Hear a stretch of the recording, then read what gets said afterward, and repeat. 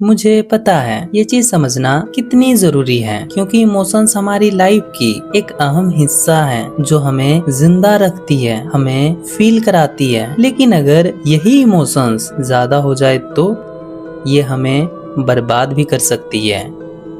अगर emotions control में ना हो तो ये हमें कुछ ऐसा करा देती है जिसका रिग्रेट हमें बाद में करना पड़ता है। और सच कहूँ तो उस वक्त पछतावे के सिवाय हमारे पास दूसरा ऑप्शंस भी नहीं होता। इसीलिए इसे फिक्स करना या कंट्रोल में लेना बहुत जरूरी है। और ये तभी होगा जब आप इस वीडियो में बताए गए सारे पॉइंट्स को समझेंगे। स्पेशली 3 और 5 पॉइंट को मैं फिर से कहता हूँ, 3 और 5 पॉइंट को, क्योंकि वो तुम्हारी लाइफ के लिए बहुत जरूरी है। मैं तुम्हें बस इल्यूजन तोड़कर रास्ता दिखा रहा हूँ। अब कंट्रोल लेना या बर्बाद होना ये तुम्हारी चॉइस है। ज्यादातर लोग इमोशंस को कंट्रोल नहीं करते, उनके इमोशंस ही उन्हें कंट्रोल करते हैं। उनका मूड, उनका डिसीजन, उनका कॉन्फिडेंस सब दूसरों की बातों से कंट्रोल होता है। कोई जरा सी नफरत दिखा दे तो अंदर से टूट जाते हैं, कोई थोड़ी सी तारीफ कर दे तो उछलने लगते हैं। और यही उनकी असली कमजोरी है जिससे दुनिया उन्हें मैनिपुलेट करती है। लेकिन एक स्टूडेंट है जिसने अपनी इमोशंस पर इतना ब्रूटल कंट्रोल बनाया है कि लोग उसकी थोड़ी सी खामोशी से घबराने लगते हैं। People call him emotionless, but actual में सच ये नहीं है। वो इमोशनलेस नहीं, वो इमोशनली अनटचेबल हैं। हम बात कर रहे हैं एक ऐसे ही स्टूडेंट की, Ayanokoji Kiyotaka, classroom of the elite का सबसे डेंजरस कैरेक्टर। तो चलो जानते हैं अयानो कोजी के पीछे छिपा रियल साइकोलॉजिकल मैकेनिज्म, जिसे तुम अपनी रियल लाइफ में अप्लाई करके उस लेवल की इमोशनल डिसिप्लिन बिल्ड कर सकते हो जहां तुम्हारे रिएक्शंस में इतनी कमी हो कि सामने वाला खुद इनसिक्योर हो जाए। So let's decode Ayanokoji part 3। Real life की सबसे खतरनाक इमोशनल कमजोरी, लोगों को खुश करने की भूख। अधिकतर लोग चाहते हैं कि कोई उन्हें नोटिस करे, तारीफ करे, अप्रूव करे, और यही भूख उन्हें सबसे आसानी से मैनिपुलेट होने लायक बनाती है। किसी ने थोड़ा अप्रिशिएट किया तो वो उसी के पीछे चलने लगते हैं। किसी ने थोड़ा हेट दिया तो उनका पूरा कॉन्फिडेंस गिर जाता है। लेकिन अयानो कोजी इस लूप से बाहर है। वो वैलिडेशन को दूसरों की करेंसी मानता है, खुद की नहीं। कोई उसकी तारीफ करे ठीक है, कोई उसे हेट करे तो भी ठीक है। दोनों उसकी आइडेंटिटी को डिफाइन नहीं करते हैं, क्योंकि वो समझता है कि दूसरों की रिएक्शन सिर्फ रिएक्शन है, ट्रूथ नहीं। किसी की ओपिनियन तुम्हारे बारे में है, तुम्हारे अंदर की रियलिटी के बारे में नहीं। जब इंसान वैलिडेशन को इम्पोर्टेंस देना बंद कर देता है, वो साइकोलॉजिकली इनविजिबल हो जाता है। लोग उसे ट्रिगर नहीं कर पाते, उनकी तारीफ तुम्हें हाइप नहीं कर पाती, उनकी इंसल्ट तुम्हें हर्ट नहीं कर पाती। और जब किसी का इमोशनल बॉटम किसी के हाथ नहीं आता तो सामने वाला खुद अनकंफर्टेबल होने लगता है, क्योंकि वो जान ही नहीं पाता कि तुम्हें किस डायरेक्शन में पुश किया जाए। रियल लाइफ में इसका उपयोग सीधा है। कॉम्प्लीमेंट मिले तो बस एक्नॉलेज करो और अपने ब्रेन को डोपामिन का शॉट मत दो। इंसल्ट मिले तो पॉज करो, रिएक्ट करने की एडिक्शन मत दिखाओ। और सबसे जरूरी, अपनी वैल्यू क्राउड से मत मांगो। तुम्हारी वैल्यू तुम्हारी है, उनकी नहीं। यहीं से इंसान इमोशन लेस नहीं, इमोशनली अनटचेबल बनना शुरू होता है। ज्यादातर लोग इमोशनली इसलिए टूट जाते हैं क्योंकि वो हर आउटकम को अपनी आइडेंटिटी का फैसला मान लेते हैं। एग्जाम में फेल हुआ, असल में वो सिर्फ परफॉर्मेंस इशू था, लेकिन दिमाग तुरंत बोलता है मैं लूजर हूँ। ब्रेकअप हुआ, वो बस 2 लोगों का मिसमैच था, लेकिन अंदर आवाज आती है मेरी वैल्यू ही नहीं बची। किसी ने तुम्हें इग्नोर किया तो वो सिर्फ उनका बिहेवियर था, लेकिन तुम खुद को समझा देते हो कि शायद मुझ में ही कमी है। यही हैबिट इंसान को इमोशनल स्लिप बना देती है, क्योंकि रिजल्ट अब रिजल्ट नहीं रहा, वो तुम्हारी सेल्फ वर्थ का एडिक्शन बन चुका है। और जहाँ आइडेंटिटी जुड़ जाती है वहाँ इमोशंस एक्सट्रीम लेवल पे एक्सप्लोड करते हैं, चाहे एक्साइटमेंट हो या ब्रेकडाउन। लेकिन अयानो कोजी यही गेम बदलता है। वो आउटकम को आइडेंटिटी से जोड़ता नहीं, उनके लिए रिजल्ट बस एक सिग्नल है, क्या काम कर रहा है और क्या नहीं, बस इतना ही। उसके लिए जीत और हार सब नेचुरल है, और यही रीजन है कि उनका रिएक्शन हर सिचुएशन में स्टेबल रहता है। प्रैक्टिकल लेवल पर इसे अप्लाई करना सिंपल है। अपने गोल को आइडेंटिटी से अलग रखो ताकि फेलियर इंसल्ट ना लगे, सिर्फ डाटा लगे। आउटकम से डिटैच हो जाओ ताकि कोई तुम्हें इम्प्रेस कर ही ना पाए और ना ही कंट्रोल कर पाए। ये कोल्डनेस नहीं है, ये एक शील्ड है जो इंसान को अनशेकेबल बनाती है। और जिस दिन तुम्हारा रिएक्शन स्टेबल हो गया, उसी दिन तुम्हारी साइलेंस से भी लोग डरने लगेंगे। ज्यादातर लोग इमोशनलेस बनने का मतलब बिल्कुल गलत समझ लेते हैं।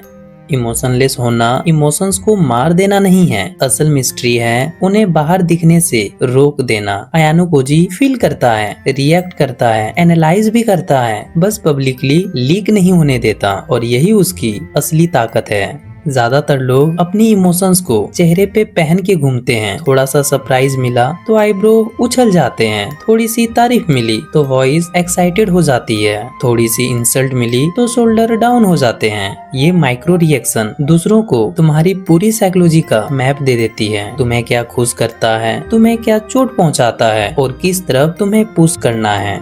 अयानो कोजी यहाँ भी अलग है। उसका बेस लाइन नेचुरल है, फेस काम, voice stable, body still, expression zero. जब इंसान का आउटर बिहेवियर इतना कंट्रोल्ड हो तो दूसरा व्यक्ति प्रेडिक्ट ही नहीं कर सकता, और यही कंट्रोल एक्सप्रेशन रियल लाइफ में सबसे बड़ा एडवांटेज देता है। जॉब इंटरव्यू में तुम कंट्रोल लगते हो, आर्ग्यूमेंट में तुम डोमिनेंट लगते हो, रिलेशनशिप में तुम इमोशनली स्टेबल लगते हो, और बिजनेस में तुम मैनिपुलेशन से बाहर रहते हो, क्योंकि तुम रिएक्शंस नहीं देते, सिर्फ डिसीजन देते हो।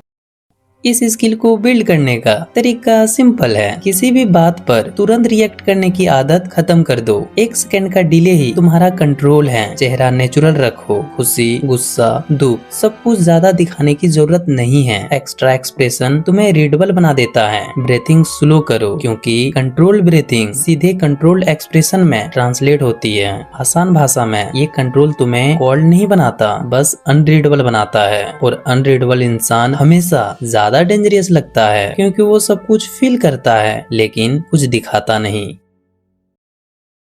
ज्यादातर लोग डिसीजन सोचकर नहीं लेते हैं, फीलिंग्स में बहकर लेते हैं। उनका पहले इमोशंस ट्रिगर होता है, फिर वो खुद को जस्टिफाई करने के लिए लॉजिक ढूंढते हैं। मूड अच्छा होगा तो काम कर लेंगे, मूड खराब होगा तो पूरा दिन बर्बाद कर देंगे। ये मूड डिपेंडेंट लाइफ इंसान को अनस्टेबल और इनकंसिस्टेंट बना देती है।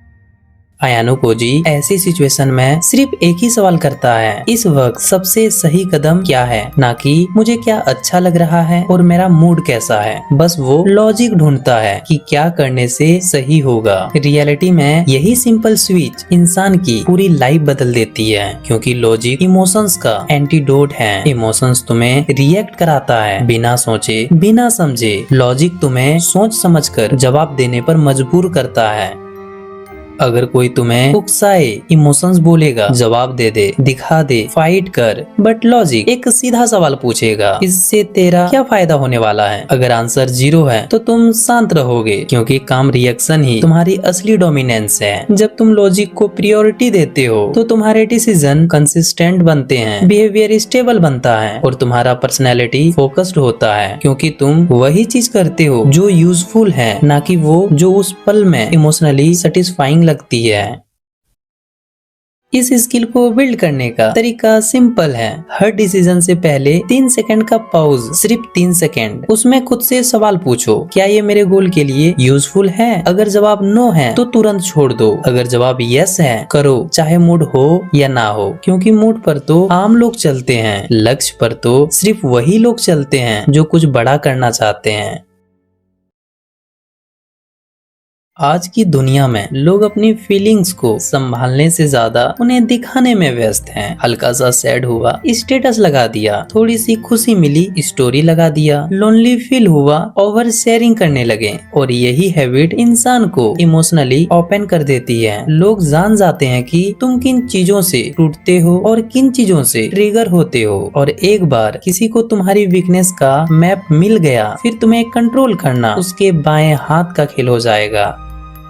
अयानो कोजी इस चीज को जानता है, इसीलिए वो इन्फॉर्मेशन कंट्रोल करता है। वो अपने बारे में कुछ भी बाहर आने नहीं देता, ना फीलिंग, ना डर, ना प्लान, ना डिजायर। अयानो कोजी का सिंपल रूल कहता है, जो इंसान अपने अंदर की बातें जितना छिपाता है वो उतना ही अनरीडेबल और अनटचेबल बनता है। रियल लाइफ में ये मेंटल आइसोलेशन तुम्हें साइकोलॉजिकली बुलेट प्रूफ बना देती है, क्योंकि जब किसी को पता नहीं होता कि तुम किस बात से हर्ट होते हो, किस बात से एक्साइटेड होते हो और किस बात से इनसिक्योर होते हो, तो कोई तुम्हें इमोशनली हिट नहीं कर सकता। इसका रियल लाइफ रूल सिंपल है, अपनी पर्सनल स्ट्रगल अपने दिमाग में रखो, लोगों की गोद में नहीं। लोगों को अपने दिमाग का सिर्फ 20% दिखाओ, बाकी 80% लॉक्ड रखो। नो इमोशनल डंपिंग, क्योंकि हर सुनने वाला दोस्त नहीं होता। कोई भी अननेसेसरी सीक्रेट रिवील मत करो। इन्फॉर्मेशन जितनी रेयर होगी उतनी ही वैल्यूएबल होगी। हर इंसान को लिमिटेड एक्सेस दो, फुल एक्सेस सिर्फ तुम्हारे पास होना चाहिए। आइसोलेशन का मतलब अकेला पड़ना नहीं है, मतलब अपनी मेंटल प्राइवेसी को प्रोटेक्ट करना है, और यही प्राइवेसी तुम्हारी इमोशनल स्टेबिलिटी, पावर और पीस का असली सोर्स बनती है। क्योंकि जिस दिन तुम अपनी इंटरनल वर्ल्ड को बाहरी दुनिया से डिस्कनेक्ट कर देते हो, उस दिन तुम साइकोलॉजिकली अनटचेबल बन जाते हो। अगर तुमने ये पांचों प्रिंसिपल अपने लाइफ में उतार लिया तो तुम्हें कंट्रोल करना तो दूर की बात है, तुम्हें पढ़ना भी लोगों के लिए मुश्किल हो जाएगा। चलिए इसी के साथ इस पार्ट को यहीं समाप्त करते हैं और शुरू करते हैं इस सीरीज का part 4, master the art of controlling people. Basically ये पार्ट मैनिपुलेशन टेक्निक पर बेस्ड होगा, जहाँ पर हम लोग जानेंगे अयानो कोजी कैसे लोगों को कंट्रोल करता है और कैसे आप कर सकते हो। तो क्या आप रेडी हो इस पार्ट को जानने में? अगर हाँ तो कमेंट में पार्ट 4 जरूर लिख देना, क्योंकि इस बार एक छोटा सा टारगेट रखता हूँ, मात्र 300 कमेंट का। जितनी जल्दी इस टारगेट को आप पूरा कर दोगे उतनी ही जल्दी पार्ट 4 आपको देखने को मिलेगा। और अभी तक आप मुझसे जुड़े नहीं हो तो इस चैनल को सब्सक्राइब करके हमारे इस छोटी सी फैमिली में जुड़ जाओ, क्योंकि यहाँ हमेशा कुछ नया जानने को मिलता है। और आखिर में बस इतना ही कहूँगा, अगर आपने पार्ट 1 पार्ट 2 नहीं देखा है तो जाके जरूर देख लेना, और अभी तक वीडियो को लाइक नहीं किया है तो एक लाइक भी कर देना। चलो फिर मिलते हैं नेक्स्ट पार्ट में।